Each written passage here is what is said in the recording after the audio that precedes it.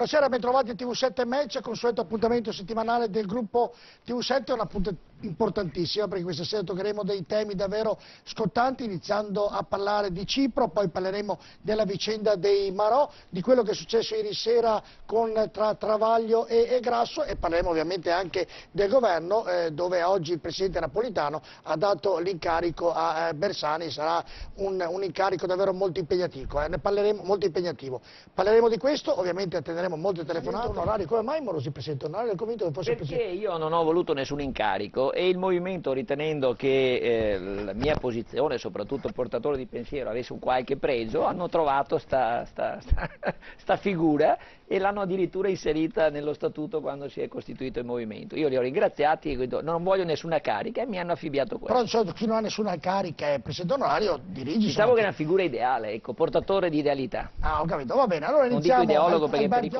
ma diciamo che tranne gli esperti questa realtà di Cipro ha colto un po' di sorpresa tutti, almeno questo si ricava dalla stampa, si ricava dalle prime opinioni che vengono espresse, e la cosa che però mi è parsa eclatante è che su questa vicenda, dopo che l'Europa ha dato un indirizzo al governo di Cipro per trovare una soluzione per venire fuori dalla difficoltà nella quale quel paese si trovava, è stato l'intervento di Medvedev, cioè la Russia ha dimostrato di essere in grado di condizionare le scelte diciamo della politica anche in materia economica, in materia in questo caso di bilancio, in materia quindi vitale per un piccolo Stato come Cipro, rovesciando quella che è stata la prima enunciata decisione.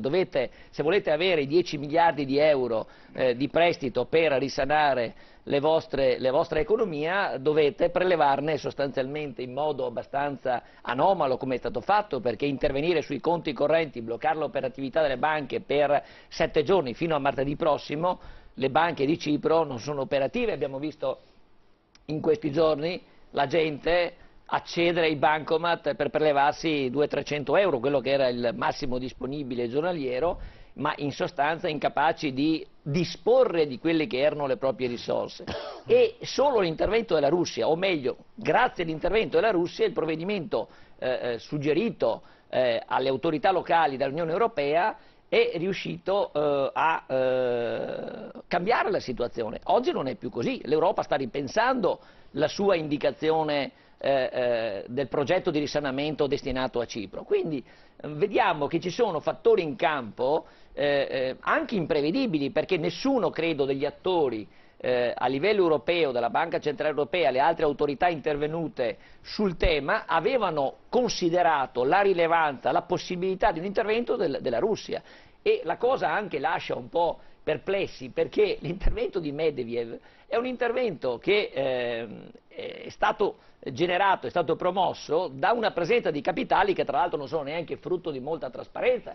35 miliardi. Per usare un eufemismo. Sì, usiamo un eufemismo, cioè 35 miliardi di euro, un'economia che ha una produzione di massimo 17 miliardi, come spiegava bene il professore, è chiaramente una situazione anomala, e quei 35 miliardi di euro di cui si parla, di cui qualcuno ha fatto accenno, in realtà non sappiamo quanto sia la consistenza, pare vengano da operazioni non del tutto trasparenti, quindi certo. Questo era anche un rifugio per i peccatori, diciamo, e che la politica dell'Unione Europea venga condizionata, venga rivista nelle sue scelte da un intervento di un soggetto importante ma esterno all'Unione Europea, questo deve far pensare tutti. Cioè, se accadesse, io concludo, ma se accadesse in Italia, per esempio, poniamoci questo problema. Dopo volevo arrivarci, la domanda è questa. Poi se lo chiedo... Sì, è solo una battuta per dire che sicuramente il caso di Cipro va visto dal punto di vista politico più che economico. Consideriamo il dato che è venuto fuori incidentalmente, che il professore ha ben detto,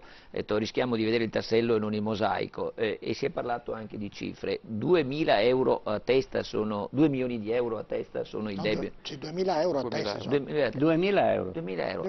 Lei sa quant'è il debito pubblico italiano per ogni cittadino? Sono 35.000 euro. Consideri questo dato qua. Quindi che cos'è Cipro? È nient'altro che il campo di prova di quello che avverrà quando quell'euro che quel marco che è vestito da euro, come diceva prima bene il professore, dovrà tornare ad essere il marco, quindi dopo aver incamerato tutto quello che era possibile attraverso un'azione di arricchimento, come si è parlato, che è sulle spalle anche nostre, perché noi non abbiamo l'esercizio della sovranità sulla materia bancaria. È evidente che l'Italia ha avuto le prescrizioni ancora nel 2011, siamo dimenticati la prova di forza, l'ingresso della sovranità terza nel nostro ordinamento, ha cominciato in modo formale nell'agosto 2011 e poi è peggiorato col governo Monti. Vorremmo sapere. Rieccoci, allora cambiamo decisamente argomento e inizio a parlare proprio con Alessio Morosin di questo e voglio parlare dei marò di Massimiliano Latorre e Salvatore Gironi, due marò che in India dicono hanno ucciso dei pescatori, due pescatori, vengono tenuti in galera lì, poi vengono mandati in Italia per un breve periodo di salute ai propri parenti, vengono rimandati lì, poi ritornano in Italia, l'Italia dice, cerco di raccontare la storia brevemente, fermi qui, non vi rimandiamo più indietro perché lì la cosa non va bene, ne nasce un problema politico internazionale, perché dicono se voi non ci mandate loro indietro noi non vi faremo più lavorare con le aziende che avete qui, sta di fatto che l'Italia li rimanda e oggi sono ripartiti, sono ritornati in India, hanno fatto una conferenza stampa nell'ambasciata italiana in India. Cosa succederà con questi due marò, Alessio Morosin, e se tutta questa trafila è una trafila corretta? Ma guardi, quello che succederà non lo sappiamo ancora. Sì, è una domanda banale quello la mia, che è successo invece è già abbastanza e ci consente di trarre qualche considerazione. Diciamo che abbiamo fatto una pessima figura, e una pessima figura fin dall'inizio, perché la storia dice, almeno per quello che si è potuto leggere, e non è contraddetto, il fatto che l'episodio di cui si discute sarebbe avvenuto in acque internazionali. Su questa circostanza dall'India non è mai venuta una voce contraria, tant'è vero che per mettere sotto processo i due marò hanno dovuto condurre sostanzialmente la nave in porto. Soltanto quando la nave è entrata nelle acque territoriali dello Stato nello Stato interno, sì, all'India, allora in quel caso l'autorità giudiziaria si è mossa provvedendo a imputare e ad arrestare i nostri due fucilieri, come vengono definiti. Poi è accaduto di tutto e di più.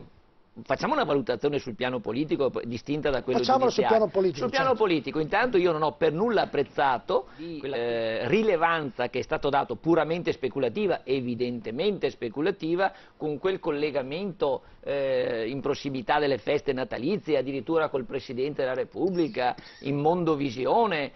In fondo erano due persone che se non fossero state arrestate dall'autorità giudiziaria indiana, in Italia sarebbero state probabilmente mandate sotto processo e forse anche arrestate in Italia. Non era escluso, perché il reato così grave avrebbe potuto consentire all'autorità giudiziaria anche di emettere un provvedimento così grave come quello restrittivo della libertà. Io ho capito, l'hanno capito tutti, che questo collegamento col Presidente della Repubblica serviva alla diplomazia, serviva a una speculazione anche politica, da ultimo in prossimità delle elezioni, qua bisogna anche alzare il tono, un Presidente del Consiglio per motivi abbietti, perché di pura rilevanza elettorale, è andato ad accogliere l'aeroporto. In fondo erano, secondo la giustizia italiana, due soggetti imputabili se non imputati in Italia. Tant'è vero che l'autorità giudiziaria in Italia ha aperto un fascicolo in attesa di averli a disposizione per interrogarli e quindi per avviare l'istruttoria di un procedimento penale. Quindi la politica che si intreccia con la giustizia, questo ministro che vediamo adesso sullo schermo, sicuramente ha dimostrato di essersi mosso con eccessiva disinvoltura, e siamo generosi nel termine, con l'intuizione di trovare una soluzione geniale che avrebbe dato particolare apprezzamento alla sua attività. Invece ha portato in un cul-de-sac la situazione e l'ha aggravata. Hanno fatto azione, ripeto, evidentemente speculativa, e con il collegamento col Presidente della Repubblica. Mi ha stupito che un Presidente della Repubblica così attento come Napolitano abbia accettato di essere strumentalizzato. Io spero sia stato in parte almeno inconsapevole, ma l'ha fatto, ed essendo avveduto e di lunga esperienza probabilmente gli faceva comodo anche a lui questo. E poi in presenza, ripeto, della cadenza elettorale, questa ulteriore esibizione dei due marò. Sul piano quindi politico un fallimento, sul piano diplomatico una immagine pessima a livello mondiale, perché da ultimo non mi vorrà mica dire che adesso mandandoli indietro la giustificazione è stata ma abbiamo avuto la garanzia che non saranno condannati a morte. Ma hanno detto una doppia sciocchezza, solo uno sprovveduto che non sa nulla di diritto può credere che questa sia una giustificazione minimamente seria. Perché? Perché sappiamo che in India è un paese enorme, grandissimo, il potere giudiziario, la Corte Suprema nella fattispecie, ha dimostrato già nei primi passi di essere totalmente svincolata dal condizionamento politico. Quindi se questi vengono processati in India, la Corte può anche, se lo ritiene, se lo è provato da quelle che sono le acquisizioni istruttorie, anche condannarli a morte. Non credo che questa sia una garanzia, e se l'India l'ha fatto o ha espresso una in garanzia in questa direzione, sicuramente è stata una forzatura a sua volta dell'autorità diciamo diplomatica indiana, allo scopo di fare a sua volta un atto diciamo di successo, una dimostrazione di capacità diplomatica, perché si è riportata in pratica in casa nuovamente i due imputati. Sì, però, insomma, da una parte e dall'altra. È tutto vero, è un problema di diplomazia, però se io guardo un esempio, l'aereo che tranciò i fili certo. furono un po' quasi, e lì i morti non sono stati 2 ma sono stati molti di più, e lì la cosa andò molto a sciamare più di questa. No. Allora la gente si dice, ma perché quelli sì e questi qui devono essere trattati in maniera diversa? La risposta è semplice, è che l'Italia non ha nessuna credibilità internazionale. Allora la risposta è lapidaria. Allora, Claudio Sinigallia, non contiamo nulla, ho capito, perché la Merkel comanda l'Italia, insomma, l'Europa, e tra questi anche l'Italia. E in parte ha ragione Morosin, mi sembra. Certo, Morosin. Travaglia esprime allora una tesi, esprimo però, anche in quel caso. Io apprezzo sempre il professor Casen, ma stavolta devo garbatamente dissentire. Sulla figura di Travaglio, che io leggo sempre con attenzione perché è un ragazzo di un'intelligenza brillante e anche sempre molto documentato, però credo abbia come me studiato dai preti, e i preti mi dicevano che dire la bugia è gravissimo ed è un peccato, ed è meglio usare la reticenza, perché a volte è uno strumento molto più perfido e anche molto più produttivo. Si va in purgatorio, non perché si va in all'inferno. purgatorio si può. Vedo che, perché dico questo? Perché vede, il Travaglio, se si va ad analizzare anche nella sua storia, ha avuto anche delle querele, è stato condannato. Lui di solito riferisce fatti precisi e puntuali, ma molto spesso non li riferisce in modo completo.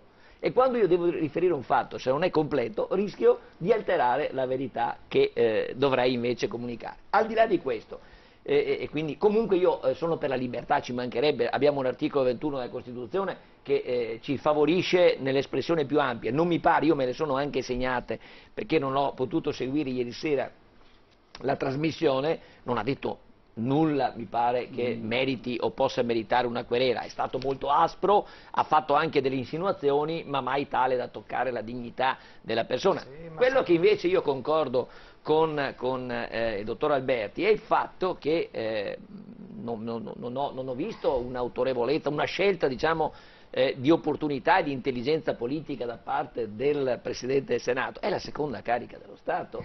Poteva far parlare il suo ufficio stampa ogni tanto, no? Fa parlare l'ufficio stampa, smentisce se voleva smentire, e poteva offrire lui dei chiarimenti immediatamente a beneficio del pubblico che ha ascoltato le doglianze o le critiche di Travaglio. C'è un motivo. A me è parso molto improvvisato un Presidente ancora del Senato che non è nel ruolo, che ragiona ancora forse come inquisitore, ha agito distinto, forse. Ha agito distinto, ma è la seconda carica dello Stato. E tra l'altro io voglio dire una cosa, visto che si esercita il diritto di critica e questa televisione libera lo si può fare, me lo ricordo come capo dell'antimafia intervenire in quel caso dell'attentato davanti alla scuola Falcone e Borsellino, dove è morta quella povera ragazza, e dire una stupidaggine evidente, perché io mi ricordo, ero con degli amici e dico, ma questo è il capo dell'antimafia e dice che sicuramente dalle circostanze che abbiamo già acquisite qui c'è la criminalità organizzata. Poi è venuto fuori che era un pazzo stralunato che aveva fatto per una vendetta personale questo caso. Cioè, voglio dire, non è che abbia brillato nella sua carriera, ecco, quindi merita anche delle critiche. Io credo che quando Travaglio gli dice che praticamente ha fatto gesti poco nobili perché non ha firmato l'atto d'appello, se è vero sto fatto nella sentenza, ecco, se è vero sto fatto, io non l'ho verificato, è una critica più che legittima. Che cosa ha detto poi? Che non ha mai pagato le conseguenze dei suoi indagini. È una verità sacrosanta, perché tutti i pubblici ministeri quando falliscono, nel senso che portano a giudizio un imputato, lo obbligano a difendersi con spese enormi e poi viene assolto questo imputato, non ne ho mai visto uno retrocedere. Posso fare un esempio personale, visto che io sono abituato a dire le cose. Il dottor Papalia, che ha portato a processi serenissimi nel secondo giudizio, dove io li ho assistiti assieme ad altri 2 valenti colleghi, ha speso milioni e milioni per le intercettazioni telefoniche, ha difeso fino all'ultimo la sua impostazione accusatoria e poi in assise primo grado, in assise d'appello, davanti alla Corte Costituzionale e davanti alla Corte di Cassazione è stato bocciato in tutti. Adesso però mi pare che ha qui tutte le medaglie e nessuno gli ha detto che deve rispondere, torni quantomeno in un ruolo meno importante di quello che ricopre. Ed ho fatto solo un esempio che conosco, tantissimi sono gli altri, per cui teniamo vivo il diritto di critica. In questo caso, ripeto, a me pare che Travaglio, a modo suo, non è il mio modo, non è quello che io auspico, ma a modo suo, in modo acerbo, in modo anche molto, molto pungente, ha dato una interpretazione di quella che è la storia di quest'uomo che è arrivato al secondo scranno dell'istituzione. Sono qui che fremo da un po', perché ho un'opinione un po' diversa e anche perché non sono interessato, io l'Italia, lo dico sempre, la ritengo fallita istituzionalmente, ai fondamentali non ci sono più, quindi non c'è governo. La mia opinione è questa, io la vedo dal Veneto e quindi l'interesse è solo per capire quando cadrà il sistema, ma il sistema cade ormai, è irriformabile, questi giochetti qua lo dimostrano.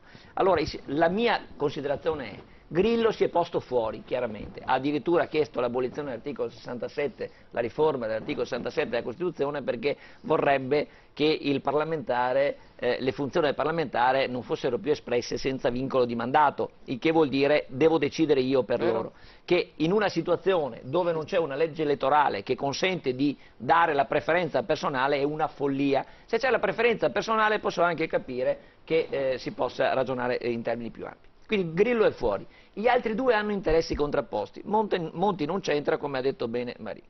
Allora, sapete qual è, secondo la mia lettura degli eventi, ma io mi sento terzo perché questo ordinamento, questo Stato non mi appartiene più, non rappresenta i miei interessi, quindi mi è più facile modestamente giudicarlo. Al momento sì, perché pago fior di tasse. Pago fior di tasse. Allora, adesso Bersani fallisce inevitabilmente perché Berlusconi, finché non c'è una soluzione del nodo Quirinale, non gli darà un briciolo di spazio. Quindi il problema è il Quirinale, quello gli interessa. Fallirà Bersani, verrà dato l'incarico esplorativo probabilmente al Presidente del Senato, che a sua volta fallirà. Nel frattempo, l'abbiamo detto stasera, e io lo riassumo, la decisione del governo italiano, che si avrà un governo, quando c'è il compromesso sul Quirinale, sarà scelta da chi? Dall'Europa. E la scelta accadrà sul governatore della Banca d'Italia, l'abbiamo già avuto Ciampi, adesso ci sarà Visco, che è l'attuale governatore, quella sarà la figura di compromesso, perché lo vogliono gli industriali, lo vuole l'Europa ed è l'uomo della banca. Questa è la figura, si va a finire là, quello è il compromesso, al di fuori della politica. Lo hanno già adombrato menti molto più lucide della mia, più addentro agli affaracci del palazzo, sempre che trovino l'accordo per il Quirinale. Questo è il meccanismo.